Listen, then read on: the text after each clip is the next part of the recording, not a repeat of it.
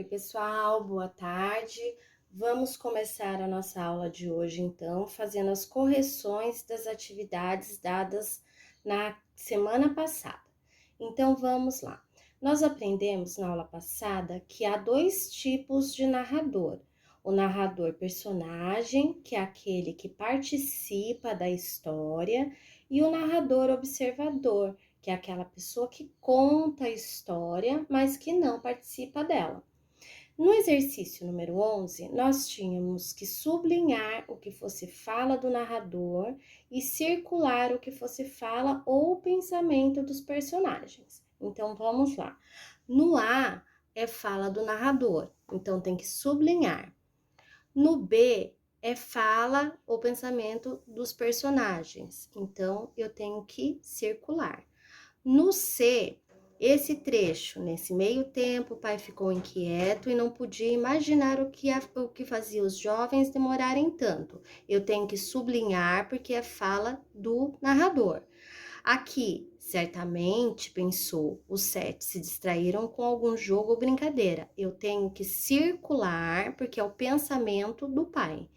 E depois, nesse trecho, mas depois de esperar bastante os filhos não retornarem, o pai enfureceu-se e desejou que os sete se transformassem em corvos. Aí, esse trecho eu sublinho porque é a fala do narrador, tá? Depois, no exercício número 12, tinha uma pergunta assim: muitas histórias apresentam um problema que precisa ser solucionado. Qual é a principal situação problema do conto lido e quem se propôs a resolvê-la? Então, o problema é que os sete irmãos viraram corvos. Quem se propôs a resolver o problema foi a menina.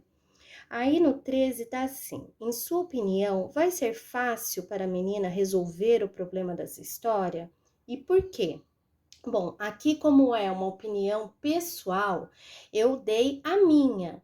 Vocês podem ter dado diferente, não tem problema, tá? Eu vou ler o que eu escrevi. Na minha opinião, será difícil porque ela terá que encarar muitos desafios, tá?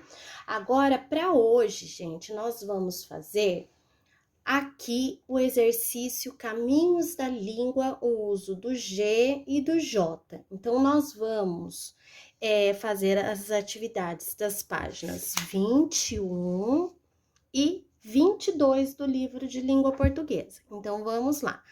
Leia as palavras do quadro em voz alta. Jeito e viagem. Agora leia com atenção as duplas de palavras a seguir e faça o que se pede. Gato, amiga, gelada, homenagem, golfinho, agora, guaraná, figuras, girafa, agilidade. Vocês vão escrever aqui as duplas de palavras que têm o G representando o mesmo som do J, ou seja, de Jaja de Joju, tá? Aqui no B, vocês vão escrever as duplas de palavras em que a letra G não representa o som do J. Então, ele tem o som de Gá, Gogu, Gão, tá? Aqui no C, agora complete o texto do quadro a seguir. Antes das vogais tararã e tararã, o G e o J representam o mesmo som, tanto no início quanto no meio das palavras. Depois vocês vão completar o quadro conforme a indicação de cada coluna. Para isso, pesquise palavras em jornais e revistas, panfletos ou livros. Aqui vocês vão fazer uma lista de palavras com J e aqui uma lista de palavras com G e com G, tá? Então, vamos lá.